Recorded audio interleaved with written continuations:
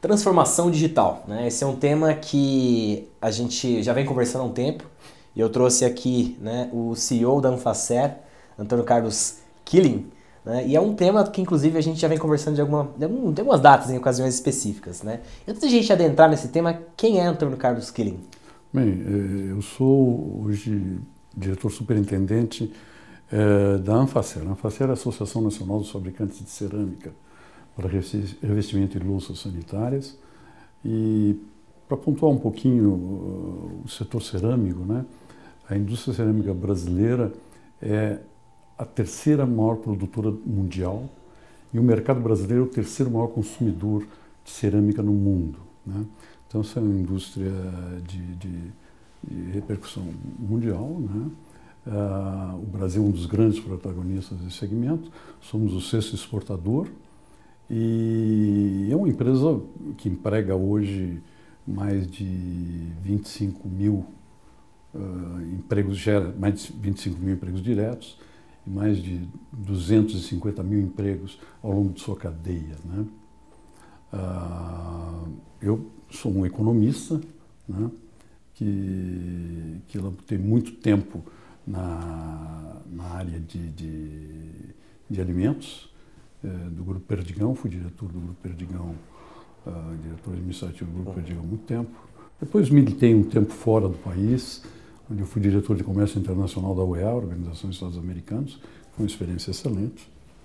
E depois aí tive outras experiências, Sebrae, etc., até concentrar meus esforços nesses últimos 18 anos no setor cerâmico brasileiro. Muito bem. Então significa que você passou por muitas transformações nesse período, sem dúvida né? nenhuma. Dos eventos de transformação. Sem dúvida nenhuma. E a gente vem conversando bastante sobre essa questão da transformação no modo geral, e nunca se viveu uma necessidade de se transformar tão rapidamente quanto agora, né? Parece que tem sido unânime com todo mundo que eu conversei, as entrevistas que a gente teve. Esse foi um tema que ficou evidente. Dentro do mercado, né, indo um pouquinho onde a cerâmica está inserida, que é no mercado de construção civil, como é que você está enxergando a resposta do setor para essa transformação que essencialmente nasce no comportamento das pessoas, na tua visão? Bom, o setor da construção civil, ele foi muito impactado por esse processo de transformação.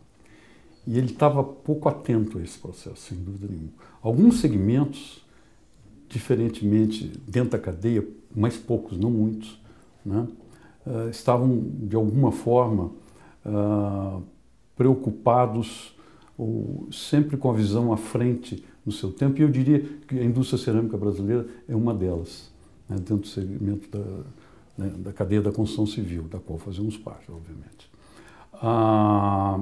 E por que eu digo isso? Porque há cerca de 20 anos atrás, de 2 décadas atrás, o setor definiu uma estratégia de internacionalização.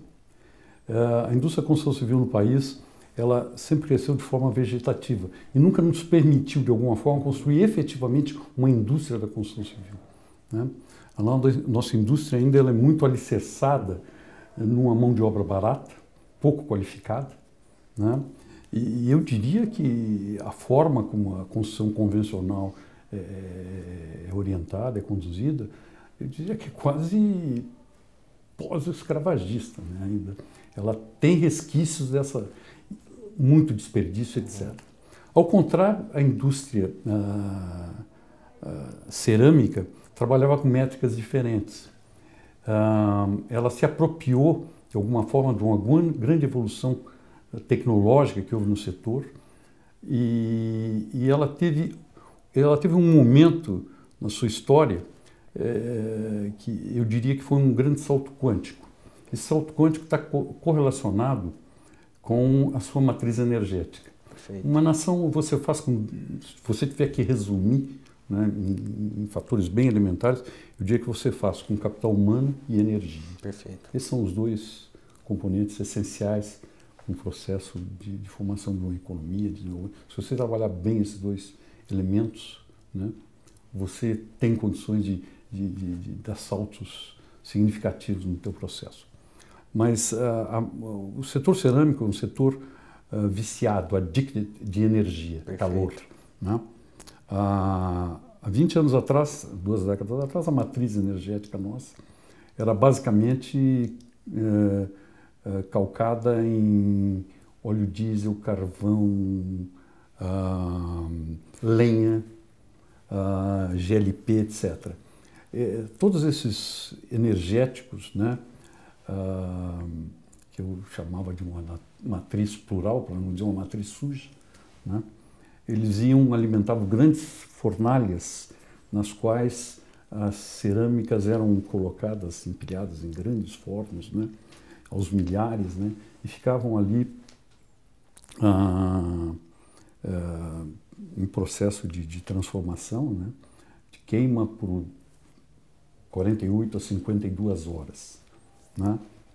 Com o advento do gás natural, ao início da década de 2000, final da década dos anos 90, por ali, né, o setor cerâmico encontrou aí uma grande alavanca, um grande impulsionador, um grande vetor de modernização. O advento do gás natural trouxe um imediato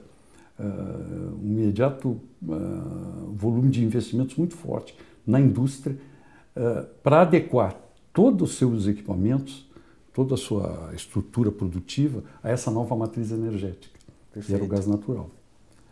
E aí vieram, quase que instantaneamente, num prazo talvez de 5 anos, a grande parte do parque produtivo se converteu ao gás natural, né? O parque produtivo se adequou à utilização do gás natural. E só para te dar uma ideia, nós saímos desse processo de queima que eu te mencionei, em média 50 horas, né, de queima, e se fosse um outro processo de biqueima, etc., você chegava a quase 40, chegava a 3, 4 dias de calor intenso para transformar a cerâmica, né? Nós saímos então desse espaço de 50 horas para alguma coisa em torno de 20 a 22 minutos. E você acha que esse elemento aí, ele era um elemento que ajudava muito mais, né, quando você olha de dentro para dentro de casa, que é a melhoria da eficiência interna ali para conseguir produzir melhor? Ou você acha que isso também tem um papel na ponta, como consumidor final, que isso tinha que ter um reflexo para o consumidor final? Total, porque esse foi um grande salto quântico, processo transformador intenso, né? E obviamente que e foi acompanhado, obviamente, de um processo de digitalização também, de alguma forma, né? De todos os elementos que perfazem a cadeia produtiva desse sistema, né? Você acredita que o consumidor final sentiu? Imediatamente, porque o que aconteceu? Baratearam-se rapidamente os custos, né? Você introduziu produtos com muito maior qualidade, surgiu uma indústria que não havia no país, que era a indústria do porcelanato. Perfeito. E a visão de futuro da indústria cerâmica, de revestimentos, é na direção do porcelanato. Perfeito. O que é porcelanato? É uma placa cerâmica cuja, filosoficamente, é a tentativa da cerâmica se aproximar da pedra natural. Né? Então, você está oferecendo um produto de alto padrão, de alta qualidade. Né? Que já era uma resposta que o consumidor já estava buscando sofisticação, customização. Exatamente. Que acho que é um movimento natural, né? Se você pegar historicamente os acontecimentos da história, na realidade eles desencadearam movimentos sociais. E esses movimentos sociais resvalam no consumo, né? De diversas maneiras. Sim. Quando você enxerga nos dias de hoje, né? Trouxemos uma base histórica para mostrar a transformação. O papel da indústria hoje, no mercado onde as pessoas estão mais conectadas, as pessoas estão mais questionadoras, as pessoas nós como consumidores temos muito a informação na mão para tomada de decisão. Qual vem sendo a resposta desse entendimento da indústria para esse movimento, na tua visão? De hoje, imediato. De hoje, eu vou te dar exatamente como nós estamos vendo esse processo que eu te mencionei há pouco, que está conectado diretamente com a matriz energética, que foi um processo transformador e que nos carregou a indústria cerâmica a se transformar nos grandes. Eu cito a indústria cerâmica porque é o meu, mas ela vale para muitos outros segmentos, né? Ela que nos carregou esses últimos 20 anos, né? a nos transformarmos num dos grandes players mundiais, que não éramos, né? Ele atinge um outro patamar e aqui nos leva, nesse momento nós estamos passando por outro processo de transformação, né? Que é uma associação entre sustentabilidade e inovação. Perfeito. Tá? E esse é o novo salto quântico que a indústria está se preparando. Nós já viemos trabalhando nos últimos 2 anos na preparação de todo um programa de sustentabilidade. Tá? Que não é meramente um greenwash, né? Não, de fato... pelo contrário. Tanto é que nem é publicizado. Perfeito. Né? É um trabalho interno, doméstico, dentro do segmento, né?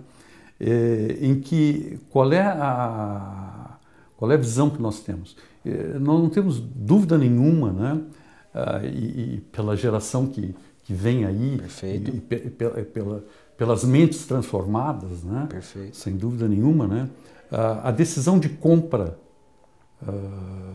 breve, médio e longo prazo, sem dúvida nenhuma, vai ser em cima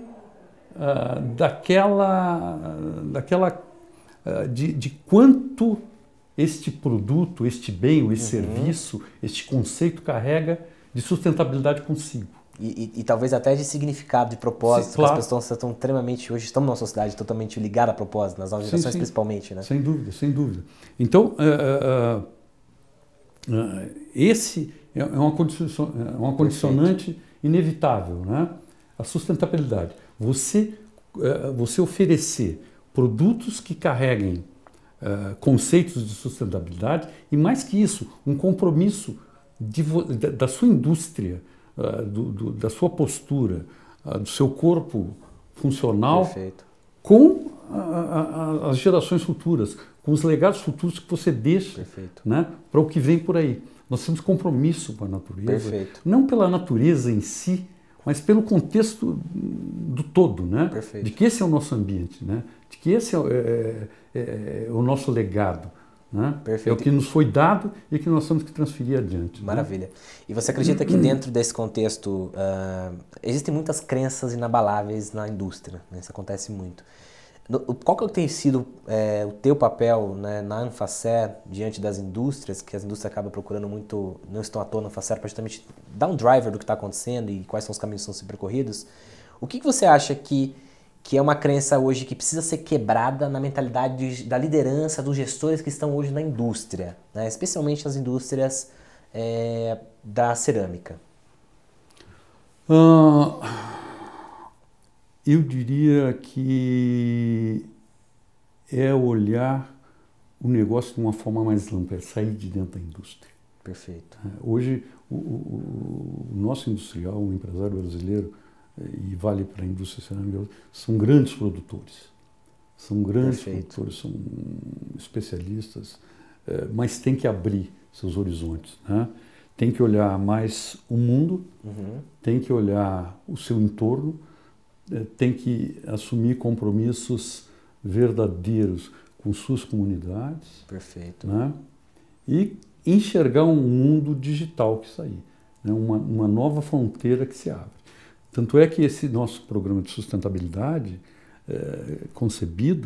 ele foi concebido exatamente para sustentar um modelo de inovação, um processo de inovação, onde nós entendemos que o programa de sustentabilidade, que será o grande guarda-chuva institucional que vai comandar as diretrizes desde o processo de mineração, né, produto, né, da matéria-prima, passando pelas embalagens, todo o processo produtivo, embalagem, pallets, etc., né, vão ter demandas, e essas demandas vão comandar um processo de inovação que nós estamos articulando a partir de startups, centros acadêmicos, universidades, centros de pesquisa, de forma a integrar com essa indústria, né?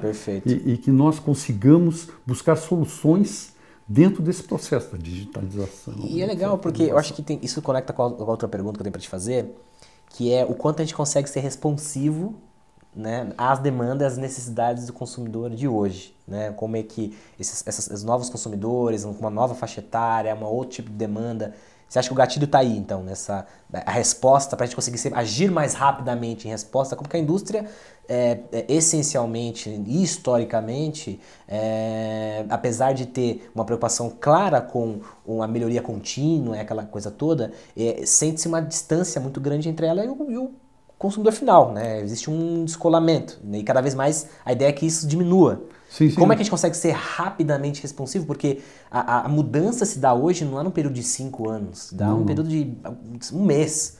Né? E como é que você acredita que deveria ser e como é que a Anfacer hoje está tentando oxigenar a indústria? Nosso papel, quer dizer, nós vivemos num ambiente no Brasil, nos últimos tempos, muito difíceis, né? Momentos muito difíceis.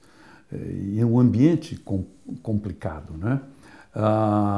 E até você acaba entendendo, né, a posição do empresário em si, né, porque ele está ali, e principalmente entendendo a indústria nacional, como ela é uma indústria eminentemente nacional. Perfeito. A indústria brasileira é capital nacional. Né? São empresários, são famílias que conduziram...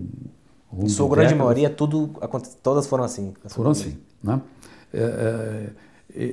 A grande preocupação dele é a sobrevivência de sua organização. Por isso que ele ainda é tão fechado dentro das indústrias. Algumas não, algumas já conseguiram romper, estão se internacionalizando objetivamente, né? Com plantas fora, articulação, fazendo joint venture, etc. Perfeito. Mas a grande maioria ainda não. Né? Então ainda há um ambiente de insegurança em que toda a energia que ele tem que colocar é em cima da sobrevivência da organização dele. Perfeito. Mantendo os empregos, mantendo o capital girando para poder... a nós, entidades, né, cabe exatamente esse papel. No caso da Anfacer, né, eu sempre, desde o início, me preocupei muito com isso, né, olhar à frente. Perfeito. Né, como é que a gente pode ir desbravando, né, os caminhos e oferecendo as soluções para a indústria. Perfeito. Né? E é isso que nós estamos fazendo. Né? Legal. Dessa forma. Né? E o consumidor, a tecnologia hoje, ela aproxima muito o consumidor. Exato. Ela leva hoje a nossa indústria, no caso específico, tem condições de customizar as demandas imediatamente. Em função dessa, de fato, proximidade, né? Eu acho que precisa só uma disposição, muitas vezes, da indústria enxergar isso e querer fazer isso, porque é muito mais do que querer, porque é uma questão também de sobrevivência. Se não fizer isso, claro, não está completamente aquém. E dentro desse processo, o que você enxerga como sendo os maiores desafios que esses líderes estão hoje dentro dessas indústrias, que eles têm para ser mais eficaz dentro dessa cultura digital que a gente está falando? O que você vem escutando aí e vem observando?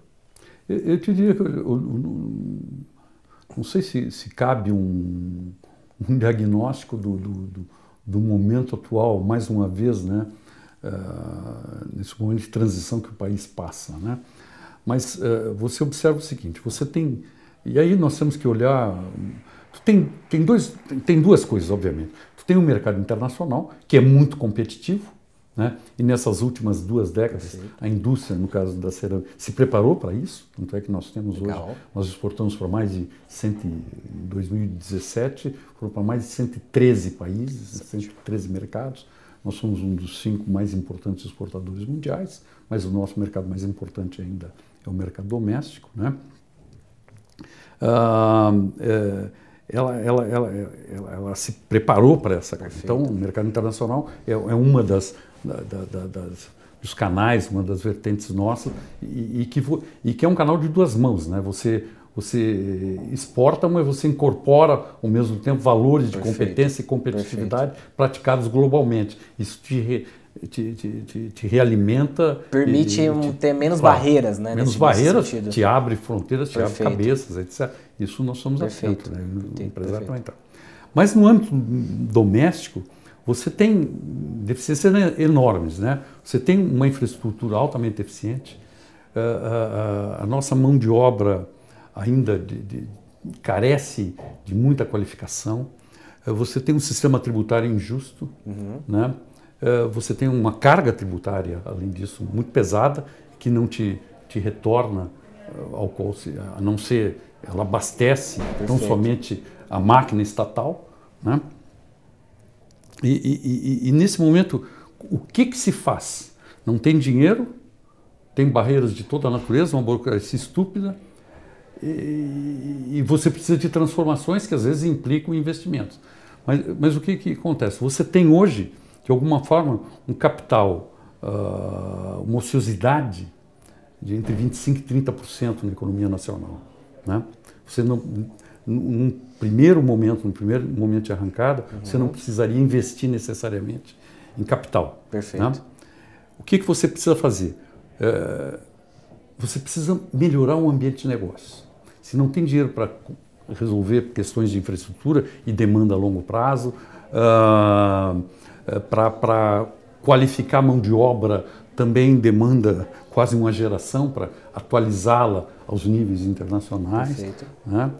Mas você pode melhorar o ambiente de negócio. Legal. E isso exige duas coisas: um pouco de inteligência e uma caneta. Você consegue transformar, em 6 meses você melhora o ambiente de negócio no país, desburocratizando, simplificando as coisas, né? Criando regras com segurança jurídica, né? Efetiva, né? Que hoje no Brasil até o passado é incerto, né? Exato. De registro, né? Então, registro isso, né? Então, se você criar um ambiente favorável de negócio, você der um mínimo de segurança jurídica, cria programas de privatizações, etc., em alguns segmentos, não necessariamente privatizar tudo, não é essa a palavra, mas são coisas óbvias que precisam ser privatizadas. Você precisa... A própria infraestrutura, tem muita coisa que você pode liberar. Legal, Kylian. Dentro desse tema ainda, né, transformação, a gente está conversando muito, tem um ponto importante que é, na tua visão, qual que é o caminho mais curto hoje? Que nós estávamos falando agora sobre desafios, né? E aí são desafios de diferentes naturezas, né? O que você acha que destravaria mais rapidamente hoje na indústria? Seria processos, pessoas ou tecnologia? O que está mais problemático para essa transformação rumo à cultura digital? De alguma forma, sim, pessoas, obviamente, porque essas são os agentes de transformação. Tecnologia não é problema, né? Mas eu creio que sim, como nós vimos conversando há pouco, a questão do ambiente de negócio. Você tem que favorecer o ambiente de negócio. Você tem que destravar a economia. E isso não requer dinheiro, não requer investimentos. Nós estamos num momento crítico em termos de recursos para qualquer dimensão socioeconômica que você possa imaginar. Para capacitação de mão de obra, infraestrutura, etc. Burocracia, uma série de demandas, uma série de carências. Mas se você favorecer o ambiente de negócio, isso, como eu mencionei, você requer uma caneta e inteligência. Perfeito. Em 6 meses você destrava a economia, você abre frentes de investimentos, porque o que se precisa é otimismo para investir, né? Segurança jurídica, garantia. Você destrava, os investimentos surgem, você cria um plano mínimo de privatizações, você atrai investimentos sinceros imediatamente, né? E obviamente com esses investimentos vem um conjunto de demandas que vão na direção da sustentabilidade, da digitalização da economia, vem uma série de coisas. E um fator de você... O processo de digitalização é fundamental. O Brasil precisa tomar um choque nessa direção, né? Principalmente no setor público, à medida em que nós ainda somos muito dependentes da estrutura pública que de alguma forma ordena esse status socioeconômico nacional. Perfeito. Você acha que, de alguma maneira, a gente falou aqui sobre o ambiente macro, né, e quanto o externo impacta muito nessas decisões. Só que a gente não tem controle sobre o externo, não tem controle sobre as políticas públicas, não tem controle sobre, né, como que vai ser a carga tributária, como que não vai ser, se vai ter reforma, se não vai. E se a gente tivesse que olhar para dentro de casa, numa ligação direta entre indústria e consumidor final, qual seria o caminho mais curto? Qual seria a maneira mais coerente, né, com todos os desafios que a indústria enfrenta hoje, seja de crise, seja de o que for, né, no cenário? Qual seria um caminho curto para diminuir esses intermediários sem depender? Porque a gente sabe que a gente é dependente, mas muitas vezes, aí um exemplo das próprias startups, que acabam encontrando, né, através de uma mentalidade mais lean, etc. E às vezes você tem que entender que o cenário está posto, né, político, econômico, etc. E você tem que tomar a decisão de, olha, o meu negócio morre, né, eu olhando para isso dizendo que está ruim o cenário, ou eu vou ter que me transformar, me aproximar mais do consumidor, entender mais rapidamente o que está acontecendo e dar a resposta necessária. Para mim é bem claro, e volto ao início da nossa conversa, é através da inovação. Perfeito. É através da inovação. E essa inovação comandada por um processo, uma visão muito clara de sustentabilidade, né, que deve coordenar todos os processos de investimentos daqui para frente. Tá, mas em termos práticos, como você acha que poderia ser o primeiro passo para uma indústria que ainda já entendeu, porque assim, muito se fala, inovar, fala-se em ser mais lean, fala-se em entender o consumidor digital, aquela coisa toda, mas se eu tivesse que começar hoje, como um líder dentro da indústria, na tua visão, qual seria um passo prático inicial? Desafiador, mas acho que é um tema interessante. Não, é desafiador, porque você tem que pensar uma indústria que, no caso da indústria cerâmica especificamente, talvez a indústria mais antiga da humanidade, né? Porque ela surgiu do barro, né? De transformar o barro num produto elegante, num produto que trabalha com estética, né? E isso foi fruto da engenhosidade e da inovação permanente. Perfeito. Né? Por isso é que a primeira coisa é não se acomodar. Não se acomodar com o status que você dispõe hoje. Eu diria que hoje a indústria cerâmica brasileira, no caso específico, está ao estado da arte em termos de tecnologia. Né?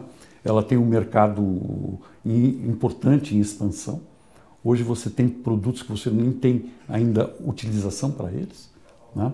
E é na linha da inovação.